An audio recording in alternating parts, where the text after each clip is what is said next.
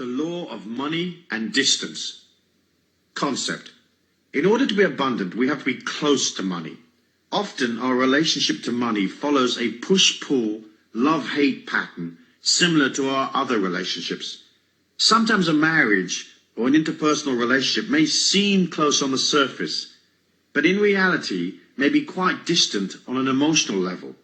It may be that one of the partners is pushing the other away, or because they're both pushing each other away, or because they are silently angry with each other. You have to look at the distance between you and money. Are you close to it and pulling it to you, or are you distanced from it and pushing it away? Naturally, the closer you are to money, the more likely you are to receive plenty of it. The law of distance breaks out into 3 distinct categories: emotional, intellectual, and physical distance. Let's talk about emotional distance first. If you have subconsciously established an emotional distance from money over the years, and if that distance is embedded deep in your mind, an anti-money veneer develops around you like a rhino's skin. It's a bubble of energy that disempowers you, denying you access to the green stuff. In a weird way, the anti-money veneer is trying to protect you from getting money. It establishes itself over the years. It's partly due to the anti-money feelings you hold, as discussed previously, but mostly it's sustained by what you feel about yourself. I'll deal with that in more detail when I talk about money and love in law number 10. But one example is self-hate. If you don't respect yourself, it's hard for people to grant you worth. So people will always undervalue you. If, say, you've always felt yourself to be an outcast, you may exclude yourself from the marketplace of life because you've excluded yourself socially. You may find you're always too late for the real money. You just missed the boat because your energy isn't inclusive enough. Not being able to include yourself, you find a subtle way to deny yourself the very thing you want.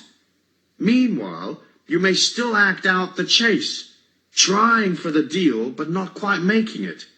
This way you can feel okay about your efforts. You can kid yourself you tried real hard, but deep down you had your inner sabotage program ready to kick in. It's the mind's way of falsely endorsing itself, saying, I tried hard, so I must be righteous and good, and I've only just missed. What bad luck. It's not my fault. You see yourself as an honourable struggler, denied through no fault of your own. Many believe that asking for money is unholy or wrong.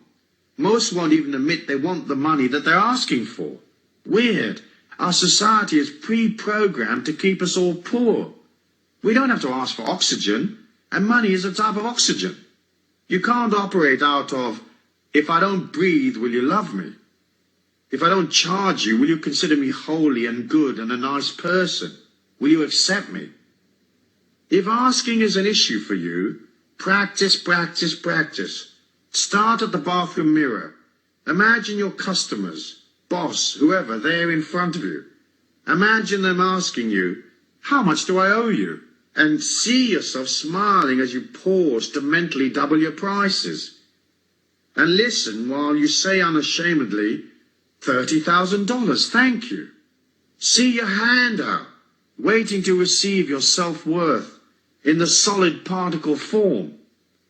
Once you realize that the emotional distance between you and money might have occurred because you acted against yourself in the past, disempowering your chances, establishing a distance between you and money, you can fairly easily click your mind and start including yourself.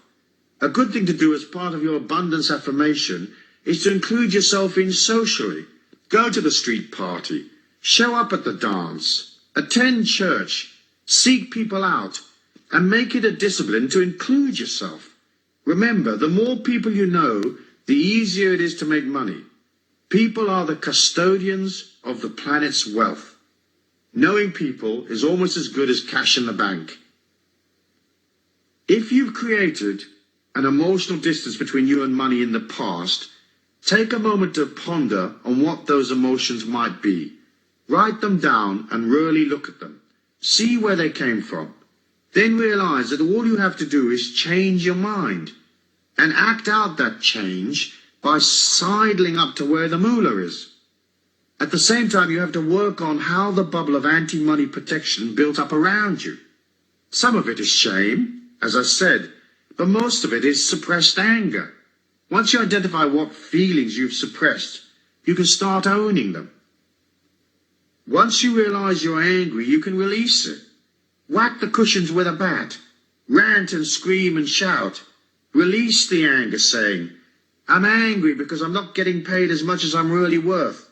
Let it go. You can change the situation later and put up your prices, but first you must release the emotion. You can't get a pay rise when you're angry. People will react to the negative energy and will resist you. They'll perceive consciously or subliminally that you don't love yourself. So why should they acknowledge you? They may even try to cut your money because they see you are devaluing yourself. Write down on a scrap of paper what it is that irritates you or frustrates you, the things that make you angry about money and the way it flows into your life. If you perceive that a certain person is blocking your access to money, include them on your list. Try to be honest with yourself. Telling yourself little fibs and being covert with yourself is partly how you establish the distance in the first place. Truth may be uncomfortable in the short term, but it's preferable to the long-term frustration, anger, and struggle that comes from a lack of awareness, especially if you have to sustain a lot of half-truths or lies. Say, for example, you tell yourself you're working hard, but you know that you're mostly doing busy work and avoiding the difficult stuff, and that you're loading up in actions that look good but get you nothing. If this is so, you might get very pissed off by your lack of results, without being aware that you're acting as a terrorist against yourself, sabotaging your bottom line. Once you're honest, you can make adjustments. If, say, you've kidded yourself you're brilliant at what you do, when in fact your performance is sloppy and inferior, it limits your ability to get to the truth and really improve. Usually you'll claim that your lack is because of some outside force, luck or whatever. Most people you meet are fairly useless at what they do. You know that because you see it every day. Now, this sloppiness of attitude, this laziness and lack of effort does not necessarily apply to you, but we can all evaluate and improve, can we not? On the other hand, you might have created an emotional distance between you and money because you've capped what you will give. So you might eke out your energy, limiting what you will provide or do for others, while expecting the universe at large to dollop great quantities of goodness upon you effortlessly. You have to be ready to serve and to give. You don't have to give money away necessarily, especially if you don't have much, but you do have to give of your heart. You have to be emotionally generous and willing and open, and not tight-assed and closed. If you expect the universe at large to increase your income 10 times, it's hard for that to happen if your heart is closed and you are no bigger as a person than you were before. It's simple to comprehend. Big heart, big money. Little heart, little money. And lots of rip-offs and missed opportunities. Deals that go sour, ad infinitum. Easy peasy lemon squeezy. Anyone can work that out. So closing the emotional distance means opening your heart, going past your resistance, stepping up to bat, and including yourself in the process of life. You have to be present and aware. You have to join, not avoid the issue. So be open, be ready, willing, limitless, agree to serve. Subjugate your ego for the needs of others, but don't lose your sense of self. Be available, open and ready, but don't give yourself away either. You can hold on to a strong sense of self-worth and still serve others. It's a part of our great lesson in life. It's the act of going from a limited perspective to an infinite one that says money is everywhere. And the more open I am, the greater the potential for me to pull opportunities from everywhere. Many people resent money because they feel life hasn't been fair to them, that they've worked hard and haven't received as much as they should have, or that they are paid less than other people with inferior qualities to them. However, harboring these negative emotions only widens the gap between yourself and money. The other concept that fuels this emotional distance is the idea that someone ought to provide for you, that somehow the world owes you a living. The world does not owe you a living. You have to nurture and provide for yourself. This is the secret to closing the gap between you and money. Rather than blaming others, projecting your disquiet and lack, or your anger about money onto other people, begin to own your feelings. The intellectual distance between us and money usually results from a lack of understanding or knowledge. Sometimes we just don't know enough about what we're trying to achieve, or we're not well versed in the conditions of the marketplace, the ebb and flow of transactions.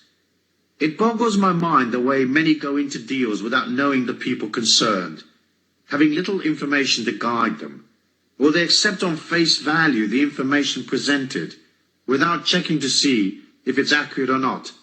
That's not very clever. Another important thing is that many people never bother to learn their job or trade. Knowledge is power. The more knowledge, expertise, and connections you have, the easier it is for you to make a profit at the game of your choice.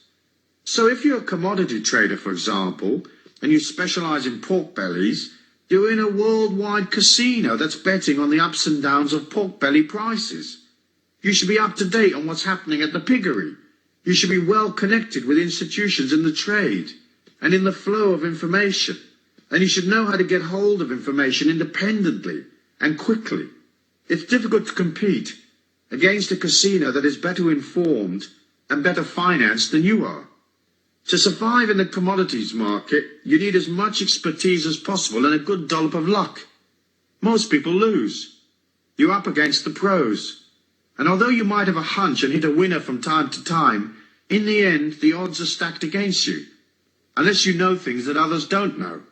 They say the way to get a small fortune in commodities is to start with a very large fortune. In other words, the market is designed to part you from your money.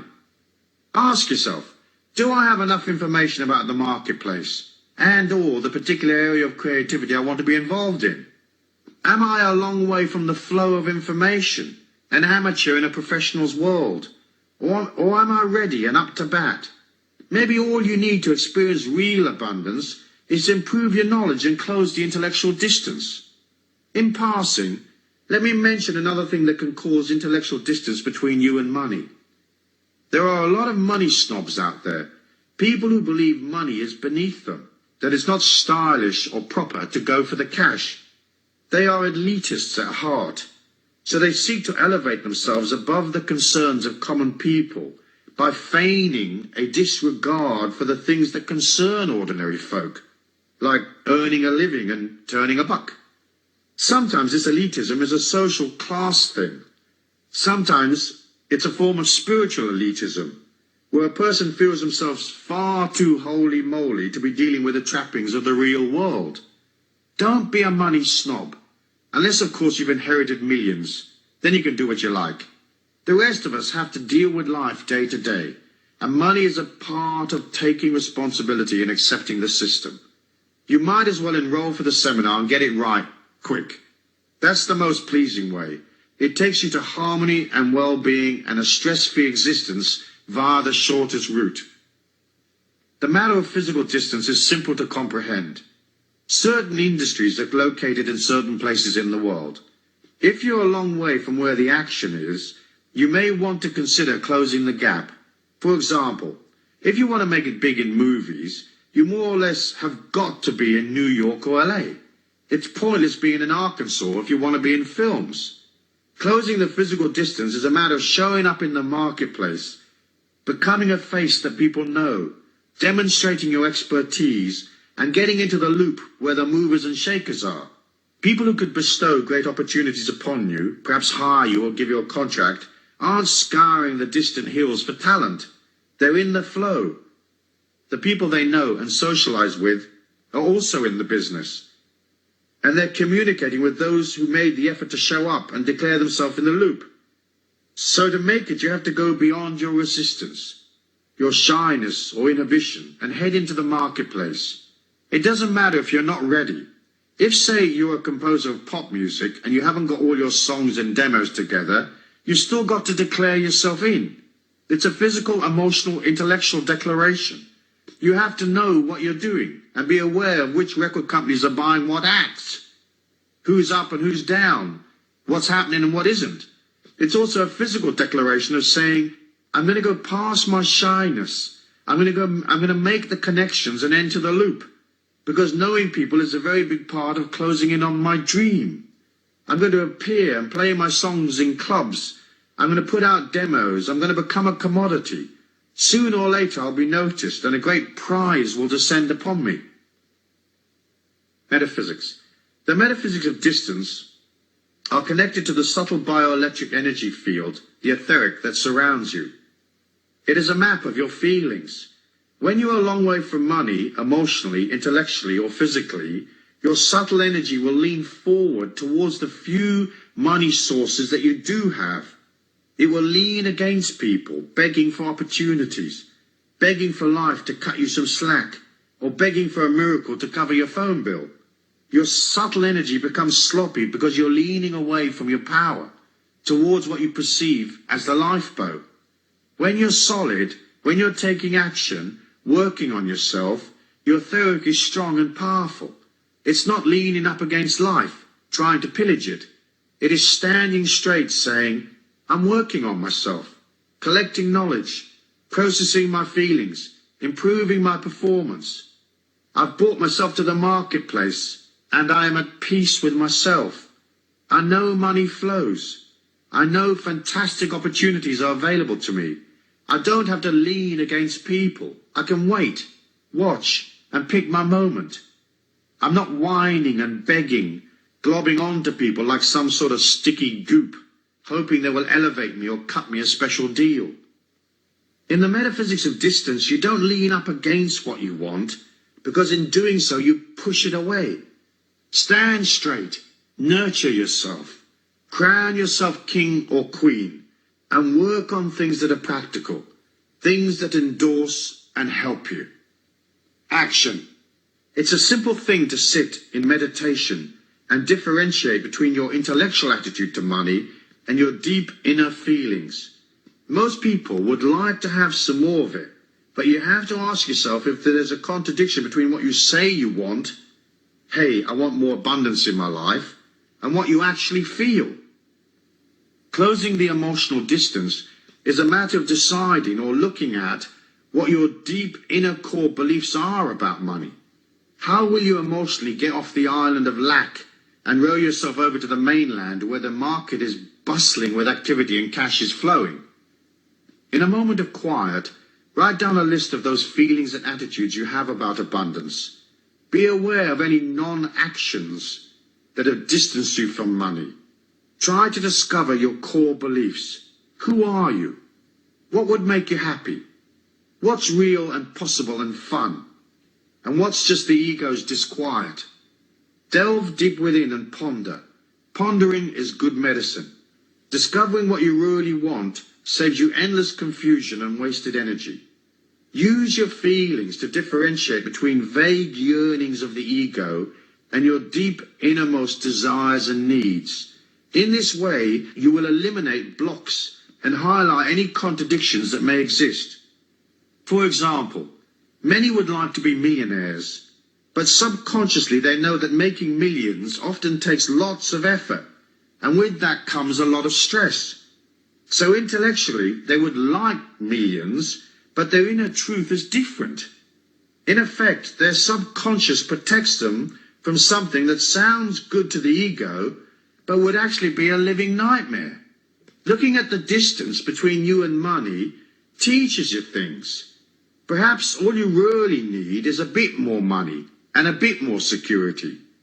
Now, it may seem an odd thing to say, but you can't get security by earning money. Earning money involves activity, and all activity burns energy. So eventually that energy burnout makes you insecure. Low energy equals fear. High energy equals security. The only way you can increase security is to nurture yourself. All insecurity comes from the fear of collapse. The collapse of a situation, of your life, a business, whatever. So if you need more security, Work on your body. Be kind to yourself. Sleep more. Rest. Hang out in nature. Do nice things for yourself. No amount of money in the world can make you secure. Of course you can combine hard work with self-care, but you have to work at it.